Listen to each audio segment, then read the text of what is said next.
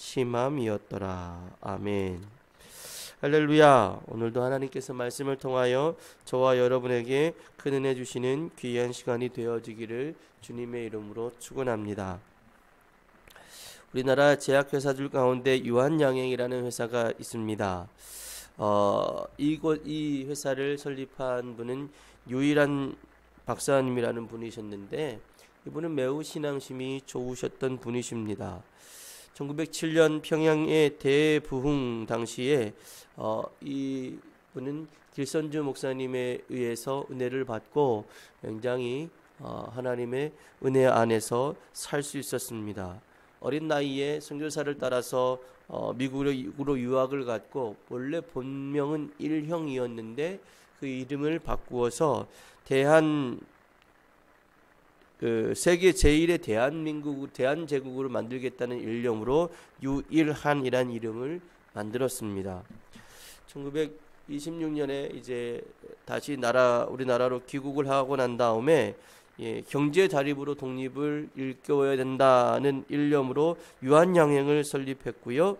이 유한양행을 설립하고 난 다음에 회사를 운영하면서도 정직과 성실과 신용이라는 원칙을 가지고 회사를 경영했습니다.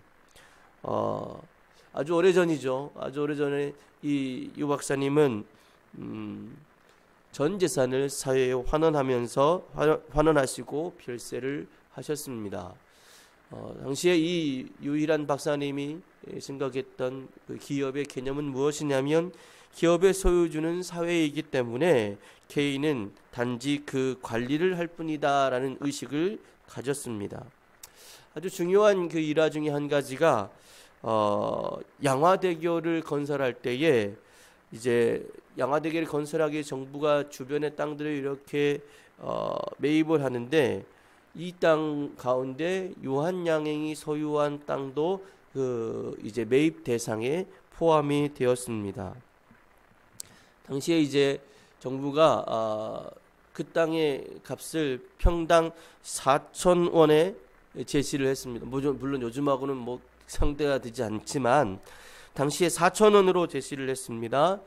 땅값을 4,000원으로 제시를 했더니 주변에 있었던 많은 그 사람들이 4,000원이 아니라 12,000원에 12,000원을 보상을 해주지 않으면 땅을 주지 않겠다, 팔지 않겠다, 이렇게 이제 땅을 팔기를 거부했습니다. 이런 사람들 앞에서 유한양행에 소속되었던 직원들도 다른 곳에서 12,000원에 팔지 않으면 땅을 팔지 않겠다는 마음을 가졌기에 동일하게 우리 역시도 그렇게 하지 않겠다라고 이야기를 하고 이제 땅을 팔기를 거부하고 있었습니다. 그런데 그 소식이 이 유 박사님에게 들렸습니다. 그러자 이 유 박사님이 아주 그 회사 직원들을 향해서 불호령을 내리면서 이런 얘기를 해요. 평당 3원에 산 땅을 4,000원에 가져가겠다는데 1,300배의 이익을 취하고도 만족하지 못하느냐? 나라에서 땅을 필요로 한다는데 당장 내주지 못하겠는가? 라는 이야기를 했답니다. 그래서 결국 유한양행이 그곳에 땅을 팔므로 말미암아서 양화대교의 건립이 순조롭게 진행이 되었다고 합니다. 여러분, 한 사람이 하나님을 알고 한 사람이 성령의 감동을 받게 되면 이런 일들이 일어날 수 있습니다. 오늘 성경 본문에는 요셉을 향하여 이렇게 표현을 하고 있습니다. 38절에 보니까 바로가 그 신하들에게 이르되 이와 같이 하나님의 영에 감동된 사람을 우리가 어찌 찾을 수 있으리요. 요셉을 향해서 하나님의 영에 감동된 사람이다라고 이야기하고 있습니다. 이 새벽에 하나님의 영이 저와 여러분을 감동하셨으면 좋겠습니다. 왜냐하면 하나님의 영에 감동된 사람은 세상에 선한 영향력을 끼치고 세상에 선한 일을 할 수 있기 때문에 그렇습니다. 여러분, 어떻게 그 선한 영향력을 끼칠 수 있을까요? 오늘 성경 본문은 이제 애굽왕 바로가 꿈을 꾸었던 그 내용, 7년 풍년이 들고 7년 흉년이 되어지겠다는 그 꿈에 대한 해석을 이제 요셉이 해주었고, 그 해석을 위해서 이제 요셉이 애굽의 총리가 되어졌습니다.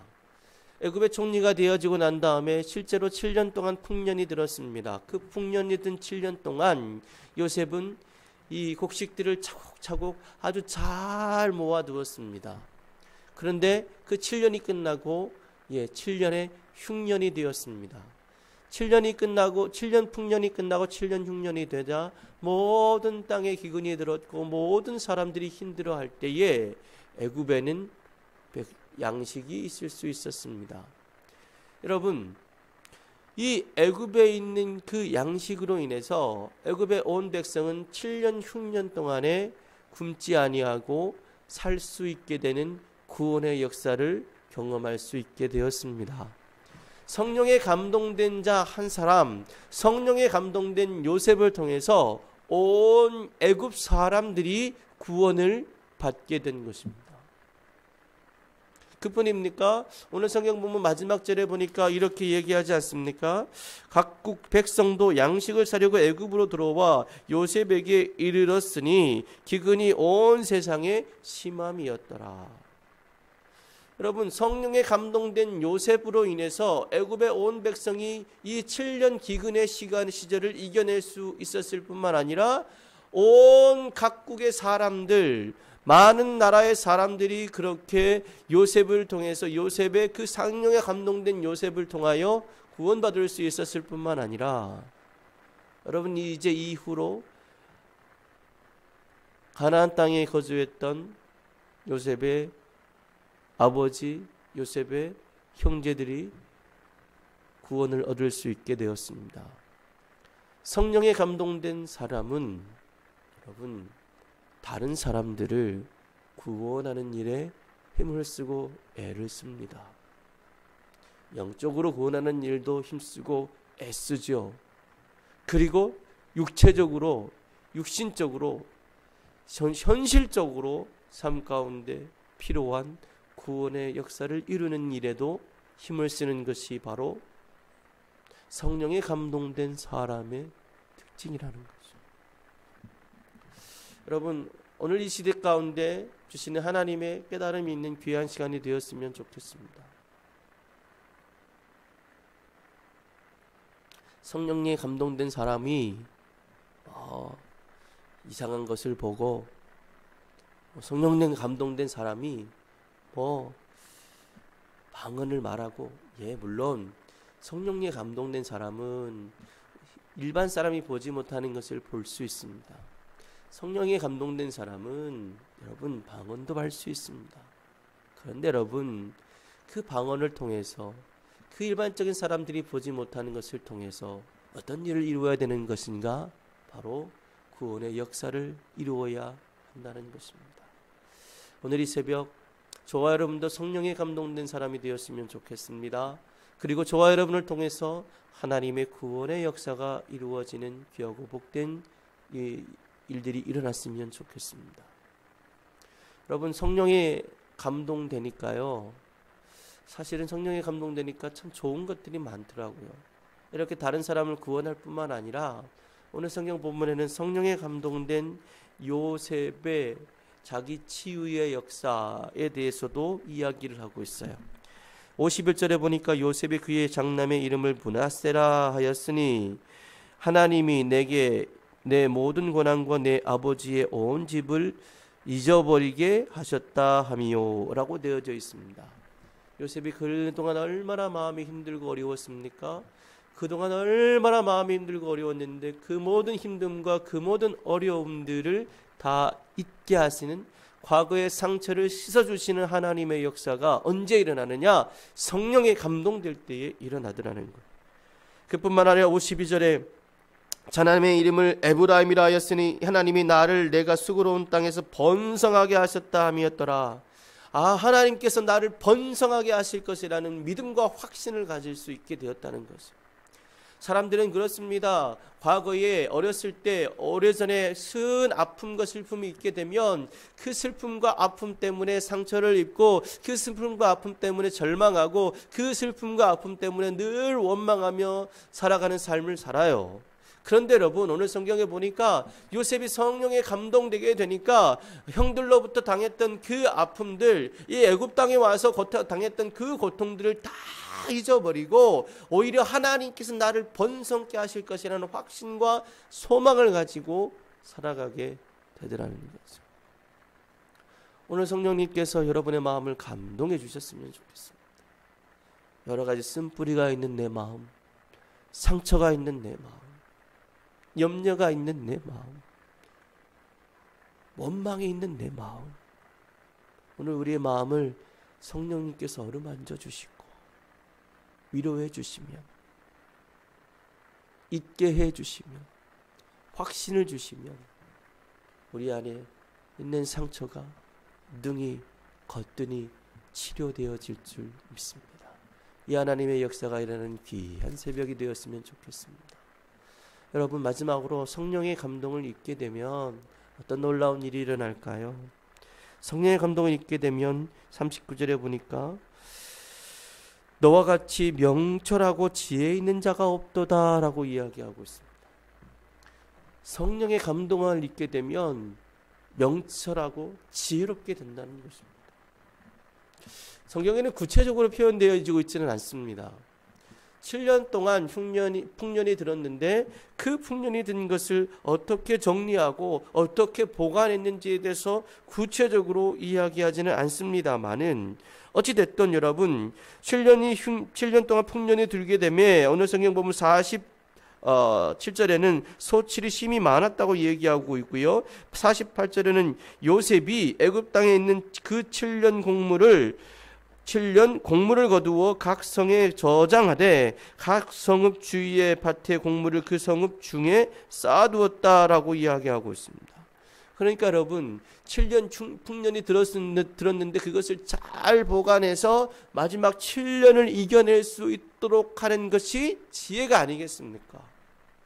어떤 방법으로 했는지는 나와 있진 않지만 어찌됐든 여러분 7년 풍년의 결과로 인해서 마지막 그 다음 7년 동안에는 사람들이 농사를 제대로 짓지 못하고 먹을 것이 없음에도 불구하고 이 애굽 땅에는 먹을 것이 풍족하도록 만들었다는 거죠. 그 안에 그 상황과 환경을 준비했던 요셉의 지혜, 요셉의 명철이 있더라는 거죠. 여러분, 우리는 힘들고 어려운 시대를 살아가고 있습니다. 이 힘들고 어려운 시대 가운데 하나님께서 오늘 이 새벽에 우리의 마음을 성령으로 감동해 주셔서 우리 안에 지혜와 명철이 넘쳐날 수 있는 귀한 분들이 되어주시기를 바랍니다. 그래서 그 지혜와 명철로 이 힘든 시기를 능히 이길 수 있는 복된 사람들, 성령에 감동된 자로 살기를 주님의 이름으로 축원합니다. 기도하겠습니다. 하나님 감사합니다. 오늘 이 새벽 하나님, 여러 가지 삶 가운데 힘들고 어려운 우리가 하나님 앞에 나왔습니다. 오 하나님, 이 시대 가운데 우리에게 구원의 은총이 필요합니다. 하나님, 요셉은 성령의 감동을 입음으로 말미암아 애굽의 그리고 온 땅의 형제들의 아버지의 구원자가 되었습니다. 하나님, 우리 한국교회가, 우리 성도들이 하나님 아버지 오늘 성령의 감동하심을 입음으로 말미암아 이 땅의 구원자의 사명을 감당할 수 있도록 역사하여 주옵소서.